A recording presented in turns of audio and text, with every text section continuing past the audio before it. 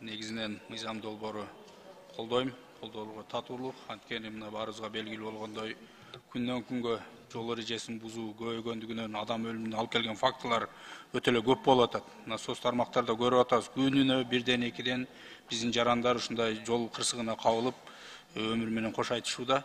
Анан Азамат Бакирович, сизден бир тактоо иретинде бизде бүгүнкү күндө жол эрежесинин кайсы түрү боюнча эң көп мыйзам бузуулар катталууда?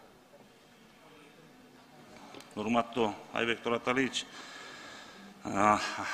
өзүңүзгө маалым болгондой, биз ар бир жолуна кырсыктар боюнча анализ чыгарып турабыз, ар бир общийда анализ чыгарып турабыз. Ошол боюнча 80-85% ушу жолуна кырсыктардын негизинде бул деген адамдык фактор деп коет, адамдык фактор турат.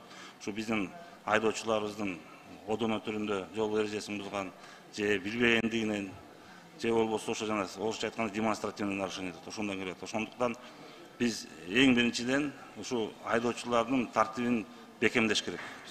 Ошондуктан ушу мыйзам чыгып атат да. Анан жанагы мас абалында унаа айдаган айдоочулардын жоопкерчилиги кандай каралды жаңы мыйзам боюнча? Мас учурунда автоунаа башкарган боюнча кыскача маалымат берип койсом, бул деген эгерде биринчи жолу ичип алып эле кармалганда, азыркы мурункудай манакы вилка деп коет, жок, же штраф, же лишение, же жана общественная работа деген жок, бир эле. Бул деген лишение. Айдоочу күбөлөнгөн 3 жылга ажыратылат соттун чечими менен.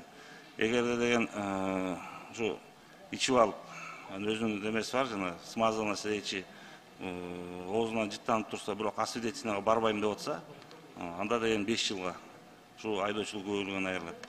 Эгерде ичип алып жолуна кырсыкка күнөөлүү болуп калса, анда айдоочулук күбөлүгүнөн 10 жылга ажырайт. Эгерде ушу ажыраткан срогу айдоочулук күбөлүгүнөн ажыраткан мөөнөтү бүткөндөн кийин кайта ичип алса, анда деген уже өмүр бою айдоочу күбөлүгүнөн ажырайт. Ушундай закон болуп атат. Анткени бул деген орусча айтканда вынужденный мера болуп атат. Бул боюнча биз